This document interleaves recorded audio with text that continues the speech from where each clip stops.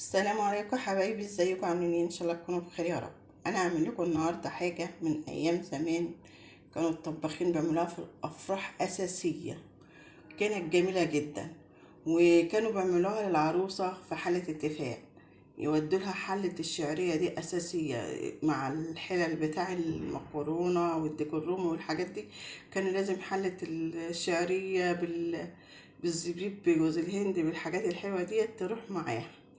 فانا هحمر الشعريه دي، بس هحمرها ايه بقى؟ على الناشف كده، ما فيهاش سمنه ولا ماده دهنيه. هحطها كده احمرها. كل اللي هعمله ان انا هحمرها وهوريها لكم حمرتها ازاي.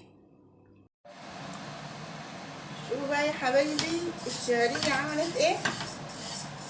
احمرت كويس اهي من غير دهون.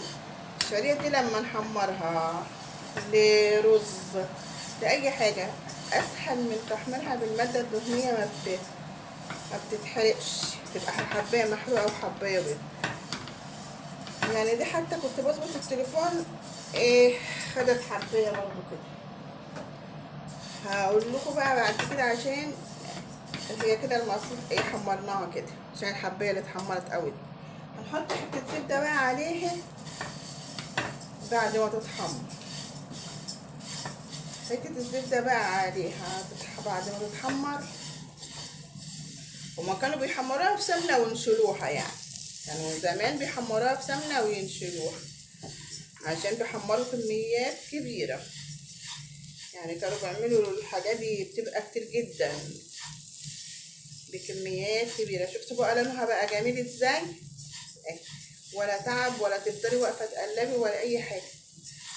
يعني اسهل طريقه لتحمير شعري لسان عصفور. بصراحه حلوه قوي الطريقه دي. شفتوا بقى؟ كل اللي هنعمله دلوقتي ايه؟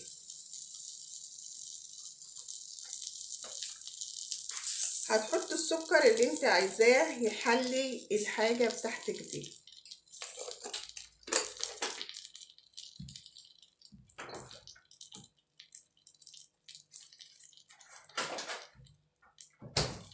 وهنحط شويه جوز هند عشان يدوها طعم وريحه حلوه كده. وهنبقى نحط شويه فانيليا. هما كانوا بيخلوها بجد حاجه حلوه بجد. يعني انا وانا عيله صغيره كده كنت بحب قوي يحصل فرح في العيله علشان هاكل شعريه. كانت بتبقى حاجه حلوه بجد. كل اللي هنعمله بقى دلوقتي هنحط ايه؟ الميه.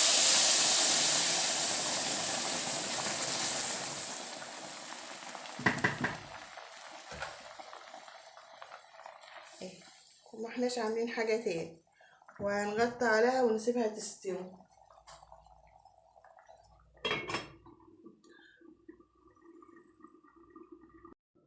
هنحط برضو شويه زبيب يستوي فيها كده ويبقى حلو. بصوا بقى يا حبايبي، بالظبط خدت دقيقتين اتنين اهي. اللهم صل على النبي. وشوفوا مفلفله وعامله ازاي، لا معجنه ولا ماسكه في بعضيها ولا ني. حتى النار لسه متقال. هنعمل ايه؟ خدت دقيقتين. ولو عايزين نفطر، لو عايزين نتعشى. بصراحة كانوا يعني الشعرية دي كانت لها اهتمام جامد جدا جدا في الأفراح يا جماعة، جدا. كانت حاجة حلوة. شوفوا من كتر ما هي سايحة مش عايزة تطلع في ايدي في المعلقة. هنغرفها في طبق بقى كده، ونحطها في طبق بقى نزوقها زي ما كانوا بيعملوها اهي. شوفوا بقى. وكده ديت شعرية الطباخين والافراح، وكانوا يعملوها للعروسة في حلة الاتفاق. ويحطوا بقى مكسرات، يحطوا زبيب، ويحطوا حاجات حلوة بقى على والله خطيرة خطيرة، وجبة حلوة جدا. تعالوا بقى ما نزوق الطبق، نحط له بقى شوية جوز الهند كده، نحط له بقى اي حاجات كده اللي هي اشكال كده اهو كده، وايه، ونعمل طبق شكله جميل. وكده عملنا في 3 دقايق حاجة حلوة.